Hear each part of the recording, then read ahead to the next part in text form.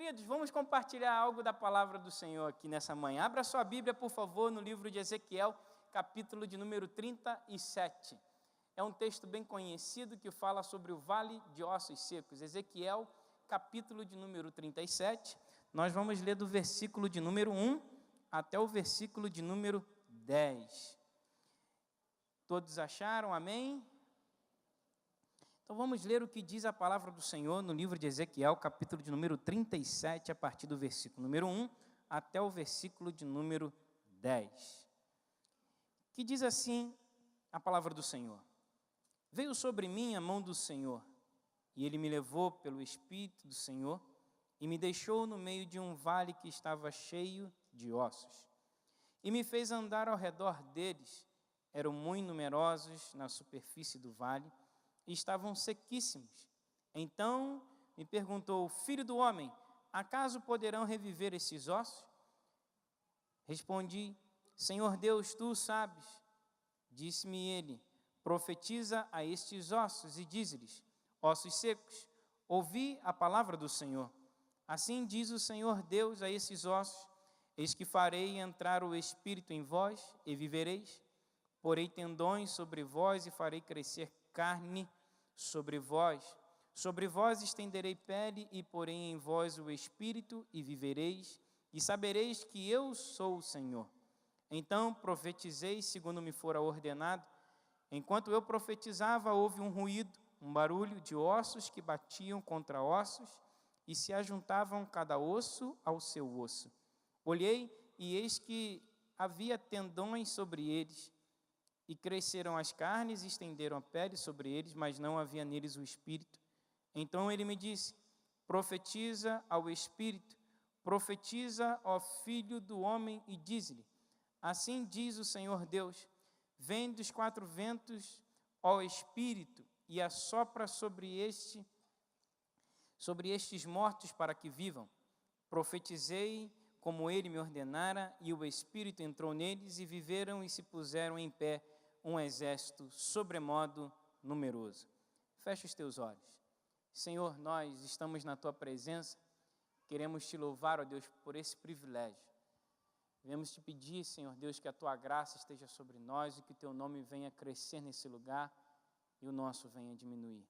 Que a tua presença, ó Deus, invada os nossos corações e venha falar conosco através da tua palavra. É o que nós te pedimos em nome de Jesus. Amém.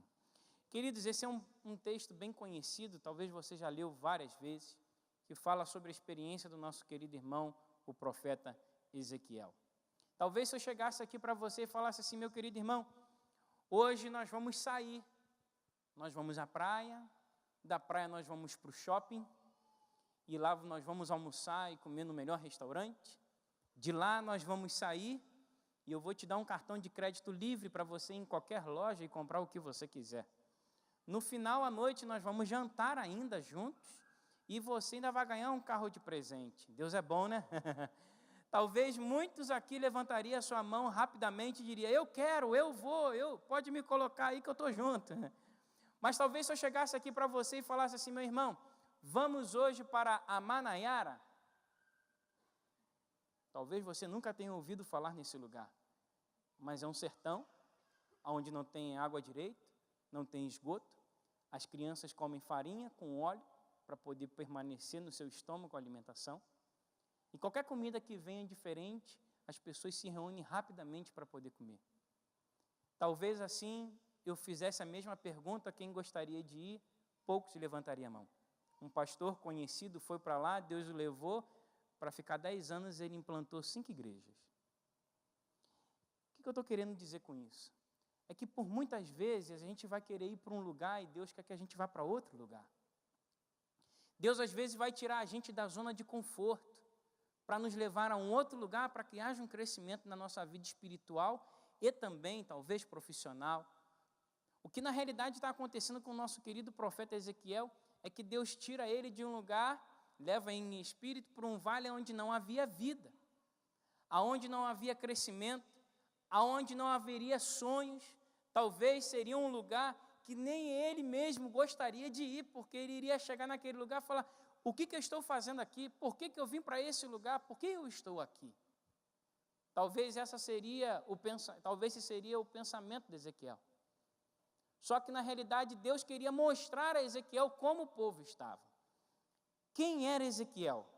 Ezequiel, cujo nome significa Deus fortalece, ele era da família sacerdotal e passou 25 dos seus primeiros anos de sua vida em Jerusalém.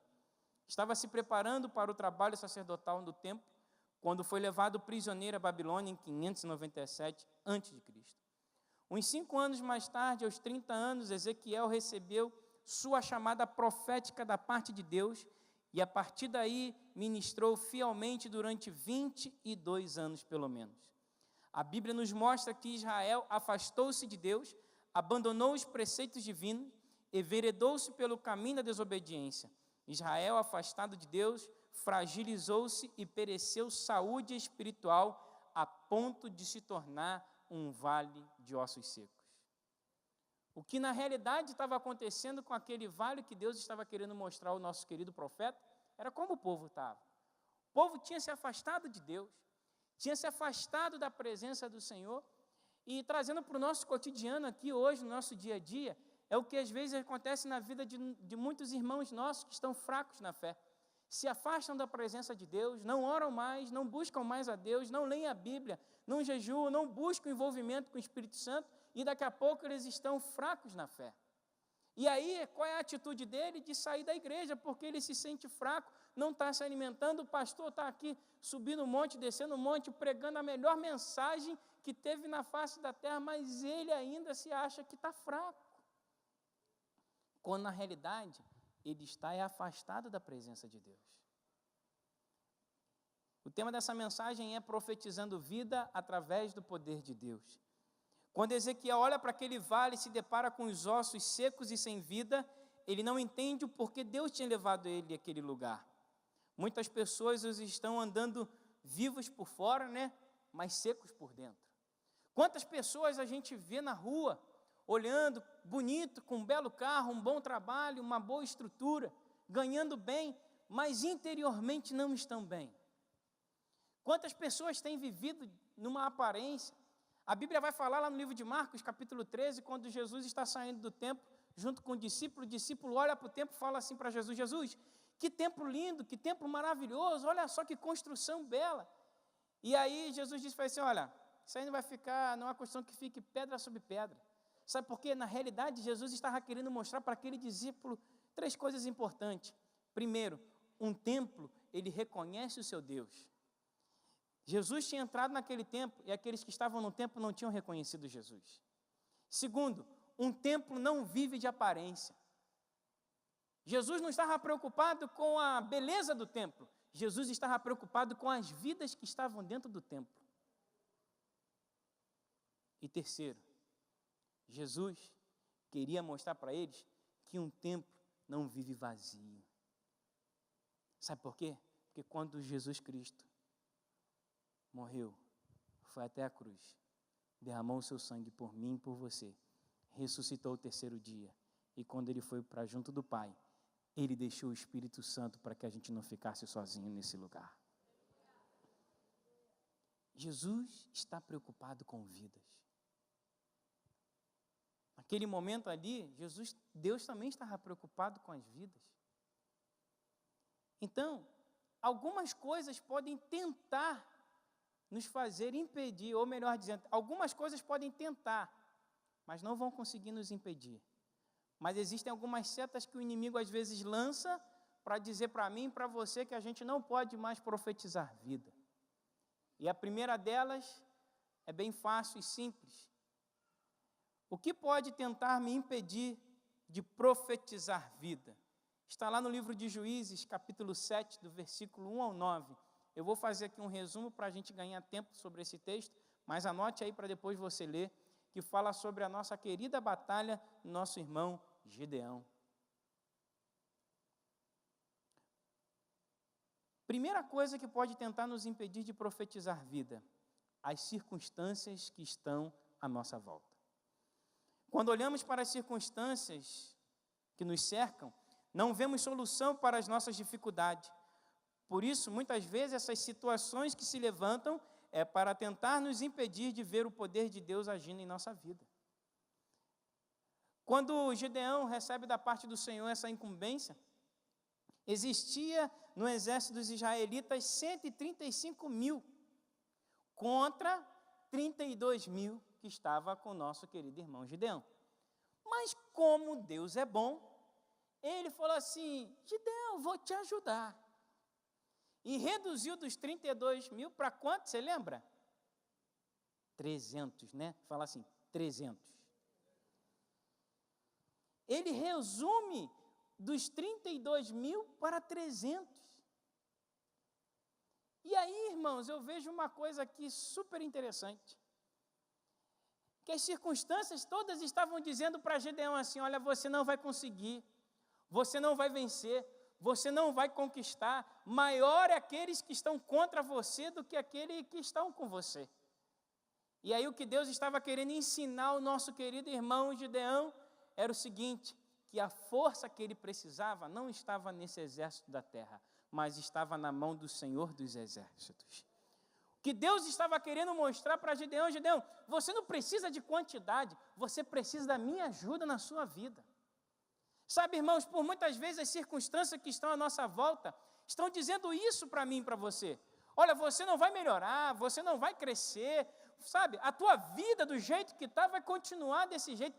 Todas as coisas que estão à sua volta estão dizendo isso. Olha, você não vai prosperar, você não vai poder melhorar de vida, sabe? A tua família não vai ser salva, teu filho não vai ser salvo. Mas, meu irmão, aprenda uma coisa em nome de Jesus nessa manhã.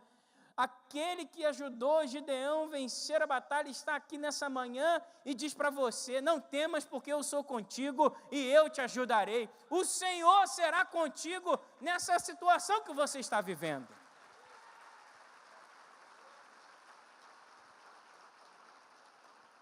Por muitas vezes os nossos olhares naturais vão dizer para a gente que a gente não vai melhorar, irmãos. Mas quando a mão do Senhor entra em nosso favor, nós podemos até descansar debaixo das asas dele, porque lá nós estaremos seguros. Sabe, eu lembro uma vez que eu estava trabalhando, e aí cheguei no trabalho no dia 20, numa quinta-feira, e meu chefe falou assim: ajuda a distribuir isso daqui, que a gente precisa passar para os funcionários. Eu, tá bom, vamos lá. E aí, irmãos, eu comecei a distribuir a cesta básica do final do ano, né? E eu ganhei também peru, chester, tender. Foi tudo do bom e do melhor. Você sabe que crente não tem vício, mas come que nem uma draga, né? Quem tem filho aí, levanta a mão. Seu casamento, Deus que envia o socorro. E quando você fizer a festa do casamento para os crentes. E aí, naquele dia, irmãos, eu distribuí do bom e do melhor. No dia seguinte, eu cheguei lá, no dia 21, na sexta-feira, e aí minha chefe falou assim: o senhor Roberto quer falar contigo. Eu falei: tá bom, fui lá na sala, e ele me entregou uma carta. Eu estava sendo mandado embora. Um dia eu estava com do bom e do melhor, no outro dia eu estava sendo mandado embora. E aí quase que eu falei, sabe, quando a gente sai assim um pouquinho do espírito, tenta na carne: Senhor, prepara e leva esse filisteu, Jesus. Ele me mandou embora, sabe, manda aquela flecha do infarto agudo, sabe, assim. Às vezes você está dentro de você naquela pressão, porque você tem conta para pagar, você tem o que viver, você tem que, sabe, na sua casa, sua família. Mas naquela hora, quando eu cheguei para o meu digníssimo chefe, eu falei assim para ele: posso dizer duas coisas para o senhor? Ele: pode, meu filho. Queria dizer para o senhor, primeiramente, que Deus é bom. E segundo, o fim é apenas o começo. Porque se Deus trouxe até aqui, aqui foi um fim, mas é um novo começo de um novo tempo para a minha vida lá fora. Dia 21 de janeiro, um mês depois, toca o telefone lá em casa. Minha mãe, e é uma pessoa da agência. Eu falei: Jesus, nem recebi o seguro-desemprego, não recebi nada, o banco já está querendo dinheiro. Aí, atendi o telefone, não, é da agência de emprego. Eu falei, poxa, glória a Deus. Eu falei, irmã, chamei a minha até de irmã. Ela pensou, você quer fazer? Então eu falei, claro, irmã, desempregado, precisando. Você acha que eu não quero? Claro que eu quero. Fui lá, fiz a entrevista na semana seguinte do carnaval, para a glória de Deus, eu já estava trabalhando. Mas sabe quantos currículos eu mandei para aquela vaga? Nenhum. Aquele meu currículo estava há mais de 5 anos lá naquela empresa. Mas houve um dia que Deus decidiu tirar lá de baixo, colocar lá em cima. Sabe por quê? Porque as circunstâncias não podem parar aqueles que confiam no Senhor. Eu continuo confiando no Deus que eu sirvo. Diga para o seu irmão, meu irmão, a circunstância não pode impedir o agir de Deus na sua vida. Segunda coisa que pode tentar nos impedir, está lá no livro de Ezequiel, capítulo 37, versículo 3, que diz assim, então perguntou, filho do homem, acaso poderão reviver esses ossos? Respondi, Senhor Deus, tu sabes. Segunda coisa que pode tentar nos impedir é não crer mais no poder de Deus. Nesse momento aqui, Ezequiel chegou numa situação que ele estava assim, se Deus quiser, ele levanta o exército, se não quiser, ele não levanta. Se ele quiser que o exército se coloque de pé novamente, ele vai fazer, se não quiser, ele não vai. Porque na realidade aqui, Ezequiel já estava apontando do lado dele um cansaço. E que ele também não estava crendo que Deus poderia levantar aquele exército morto. Deus espera de nós uma atitude para que a situação seja mudada. Quando Deus pergunta a Ezequiel se aqueles ossos poderiam ter vida, ele respondeu que só Deus sabia, isso apontava da parte de Ezequiel um cansaço, e também que ele não acreditava muito que os ossos poderiam criar vida novamente. Por isso, muitas vezes conhecemos o poder de Deus, mas muitas pessoas às vezes acabam não confiando nele para que a situação seja mudada. A gente crê em Deus, sabe que Deus existe, sabe que Deus faz um milagre, sabe que Deus transforma, sabe que Deus muda, mas às vezes, mesmo assim, não confia que Ele vai fazer isso tudo. Sabe por quê? Porque nós estamos lutando com as nossas forças. Talvez você pode ser aquele cara o mais forte da igreja, sabe? Eu gosto muito de retiro, congresso, eu vou lá dormir no quarto da rapaziada lá, aí você descobre aquele irmão fortão. Ó, pode, Senhor, tudo bem, como é que vai? Ó, não mexe comigo não, hein? E aí? Não, pode, Senhor, tudo bem. Aí você chega no quarto, você vai ver lá ele dormindo, está ele lá com o travesseirinho dele do Ben 10, a cobertazinha dele com uma onça, fora o lençol rosa que a mãe mandou ele levar. Na hora de tomar banho, ele é o último a sair do banheiro, porque passa creme, passa o gel, o perfume, né? No quarto das irmãs, então, nem se fala. Você descobre aquela irmã que dorme com a meia calça na cabeça para não desmanchar o penteado. Você descobre aquela irmã, minha irmã, você orando é uma bênção, mas quando tu dorme, tu faz o terremoto acontecer nesse lugar. Sabia que tu era assim, não. Mas sabe por que você acaba vendo isso? Porque aqui no nosso cotidiano do dia a dia, a gente às vezes não consegue entender ou conviver assim. A gente só vai se conhecer na intimidade nesses momentos. E é assim a vida de Cristo em nós.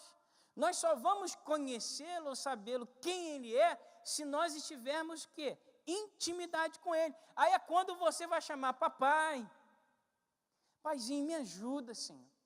Preciso tanto da tua ajuda. E aí Deus vai se relacionar e falar com você, meu filho, eu continuo contigo, não desanima não. Você está passando por isso, mas eu sou contigo, eu tenho a minha mão de poder no controle de todas as coisas, acalma um pouquinho, mas eu sou contigo. Porque o que Deus quer nos ensinar é o seguinte, se nós crermos no poder dEle, pode vir a luta, pode vir a dificuldade, pode vir o problema, mas o Senhor será a nossa força para poder vencer em nome de Jesus. A Bíblia vai dizer no livro de Samuel, segundo livro de Samuel, capítulo 22, versículo 3, Deus é o meu rochedo e nele confiarei, o meu escudo e a força da minha salvação, o meu alto retiro e o meu refúgio, o meu salvador da violência me salvas. Salmos 91, versículo 2 vai dizer o seguinte, direi ao Senhor, Ele é o meu Deus, o meu refúgio, a minha fortaleza, e nele confiarei. Meu irmão, não deixe de confiar em Deus. Não deixe de confiar naquele que está contigo todos os dias. Deus continua operando o poder dele e vai operar na sua vida. Você foi chamado para profetizar vida. Você foi chamado pelo Senhor para abrir os teus lábios nos momentos da dificuldade e dizer, o Senhor está aqui e isso vai ser mudado. Você foi chamado pelo Senhor para entrar no hospital e profetizar cura. Você foi chamado pelo Senhor para invadir lares destruídos e profetizar a restauração. Você foi chamado pelo Senhor para chegar nos lares e levar paz para que seja mudado. Isso está no seu DNA como discípulo do Senhor. Então, continue crendo, continue profetizando. Não fique com os teus lábios fechados, porque o Senhor está pronto para te ouvir, pronto para te ajudar e pronto para poder te honrar aonde você está, meu irmão. Mas é necessário abrir a boca. Às vezes a gente passa por dificuldade e a gente fica lá quietinho, com os nossos lábios fechados. E o que às vezes Deus quer é só que você faça assim, abre a tua boca e eu vou te encher. No que você está vivendo, comece a abrir a tua boca e o Senhor vai te encher de força. Vamos caminhar aqui para a gente já ir para o final. Nós aprendemos aqui e vimos duas coisas que podem tentar nos impedir de profetizar vida. Mas, quando nós decidimos profetizar vida, o que pode acontecer? A primeira coisa está lá no versículo 7 ao 10 do capítulo 37 de Ezequiel. Se você profetizar vida, o milagre vai acontecer. Quando você decide abrir os teus lábios e profetizar vida, o teu milagre acontece. Ezequiel, no meio daqueles ossos, profetiza como Deus o direciona. E o que era impossível se torna possível, se torna real, porque ele começa a profetizar e os ossos começam a voltar para o seu lugar. O exército que estava morto começa a criar vida, começa a se colocar de pé novamente. E ele diz, Senhor, ainda falta ele profetiza o Espírito, e ele profetiza e o fôlego de vida entra novamente. Meu irmão, em nome de Jesus, nessa manhã, eu não sei o que você está vivendo, como você está passando a situação do dia a dia da sua vida, mas se você decidir sair daqui e abrir os teus lábios e começar a profetizar vida naquilo que você está vivendo, o teu milagre vai acontecer em nome de Jesus.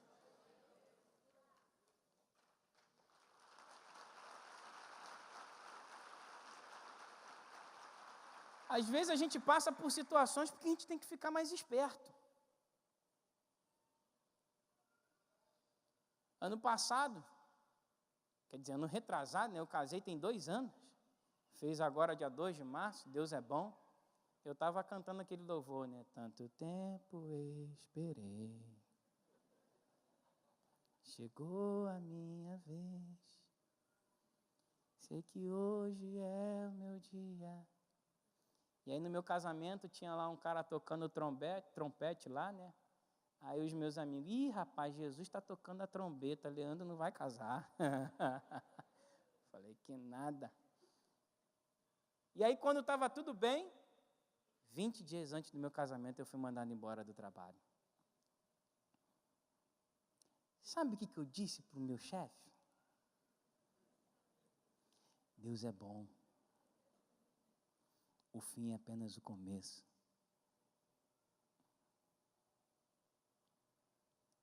E eu vivi um período de 6 meses da minha vida, de milagres. Eu te precisava de um dinheiro para poder pagar uma conta.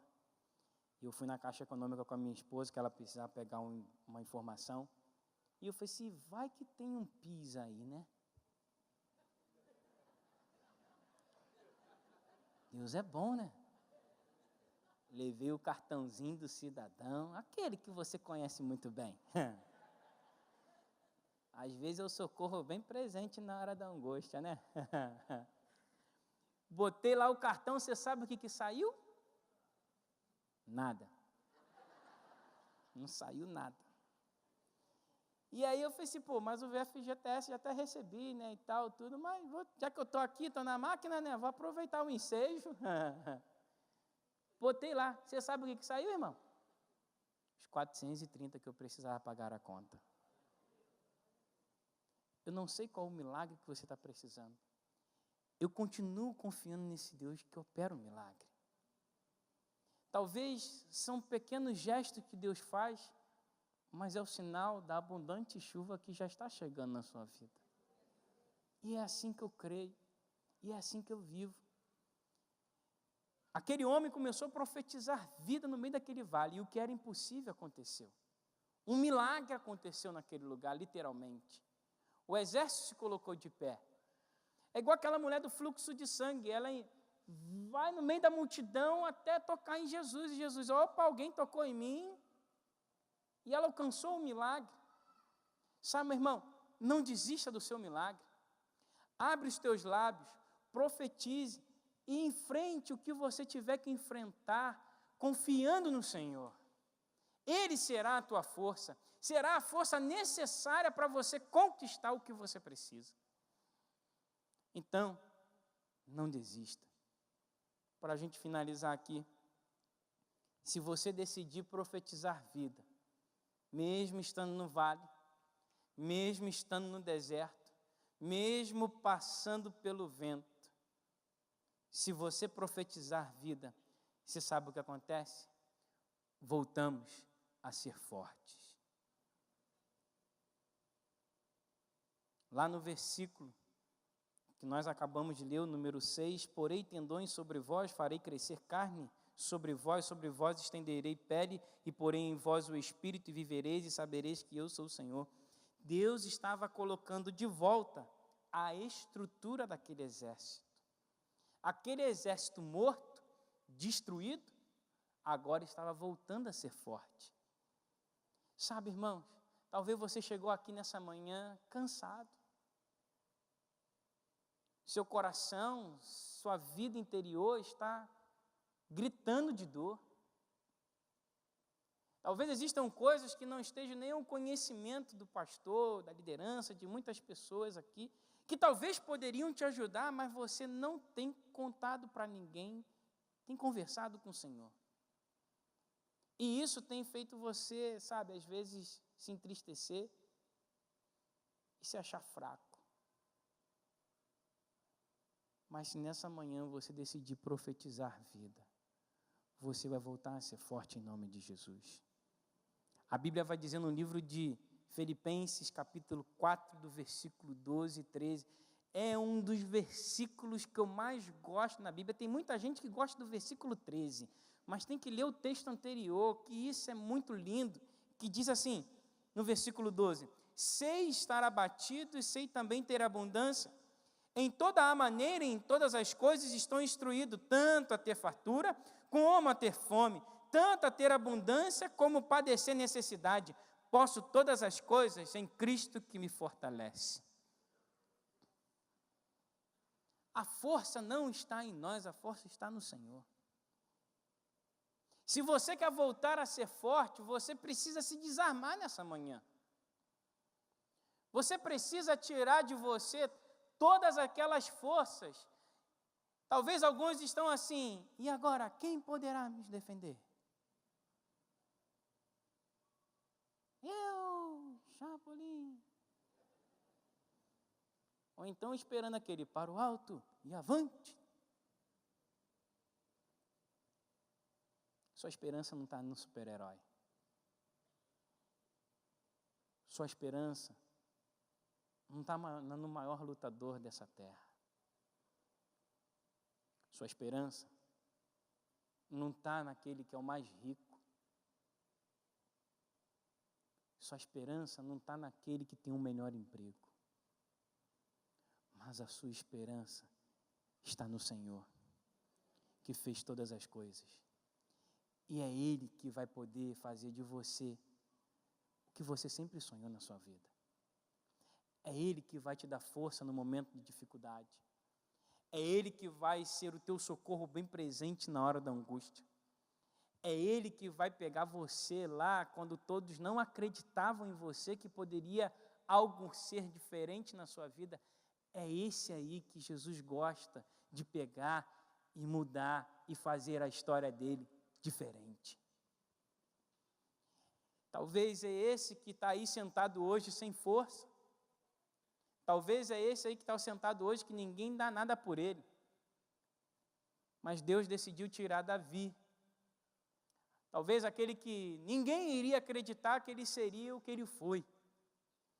Talvez seria aquele que tinha menos condições de ser o que ele foi. E o que eu gosto muito na história de Davi é o seguinte: quando o Golias chega lá na frente da batalha, ele diz assim: quem é aí que vai poder me enfrentar? E não aparecia ninguém. Ele voltava lá de novo: e aí, quem é que vai querer me encarar? E ninguém aparece. E ele volta lá de novo: e aí, quem é que vai querer me encarar? E ninguém faz nada. Mas aí Davi teve o que o exército todinho de Israel não teve. Porque o exército de Israel era instruído, ele era capacitado, tinha armas, tinha preparação para poder enfrentar uma batalha e talvez até enfrentar aquele homem. Mas nenhum daqueles que estavam no exército de Israel tiveram o que Davi teve, que foi a atitude. Ele decidiu: eu vou em nome do Senhor dos Exércitos. Talvez o que precisa nessa manhã, para que as coisas comecem a mudar na sua vida, é ter um pouquinho mais de atitude. Você sabe o que precisa ser feito? Você conhece, como dizem aí, o caminho das pedras? Você sabe aonde você deve estar, com quem você deve estar? Ou até mesmo o que fazer? E você ainda não fez. E nessa manhã, o Espírito Santo, Ele quer te ajudar nessa atitude que você precisa tomar. Queria te convidar a você se colocar de pé em nome de Jesus.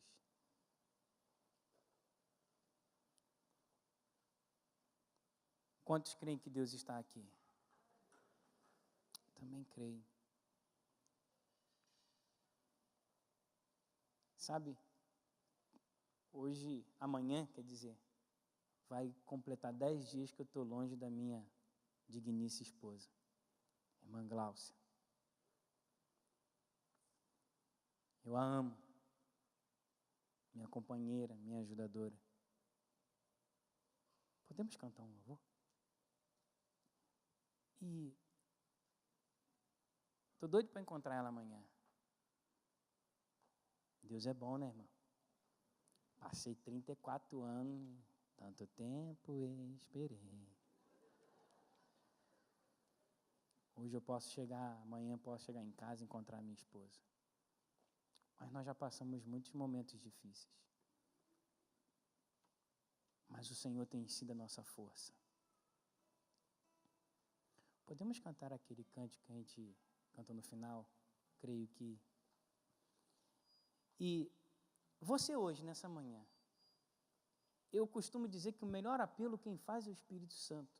Eu não sei fazer apelo. Mas talvez nessa manhã você precisa sair um pouquinho da sua comodidade. Se levantar aí desse vale ou desse deserto que você está passando. E você nessa manhã quer ter uma atitude diante do Senhor para voltar a ser forte. Voltar a ser aquilo que você era. E dizer para o Senhor: Pai, eis-me aqui. Pode contar comigo. Mesmo passando por isso tudo, continuo te amando. Mesmo passando por isso tudo, continuo crendo que o Senhor é a minha vida. Continuo crendo que o Senhor é o meu Deus da minha salvação. E por mais que eu esteja passando até pelo vale, eu não vou morrer lá, porque lá não é o meu lugar. Deus não quer e não vai permitir que você morra nesse vale, que você morra nesse deserto. Deus hoje está te chamando para a vida, para você sair daqui profetizando vida sobre o que você está vivendo. Se você deseja isso, vem aqui à frente, eu quero orar por você. Eu não vou demorar muito, mas eu quero orar por você, que nessa manhã quer dizer para Deus: Pai, eu hoje, nessa manhã, me levanto da onde ou do que eu estou vivendo para profetizar vida, para dizer para o Senhor: Pai, eu não vou aceitar mais isso que eu estou vivendo, mas eu vou profetizar vida, e eu creio que o milagre vai se chegar. Eu creio em nome de Jesus que eu vou voltar a ser forte. O passado não pode impedir os projetos que Deus tem para você no seu futuro. Você vai conquistar os teus sonhos, você vai poder dar o seu passo à frente e viver as realizações de Deus na sua vida. Aleluia.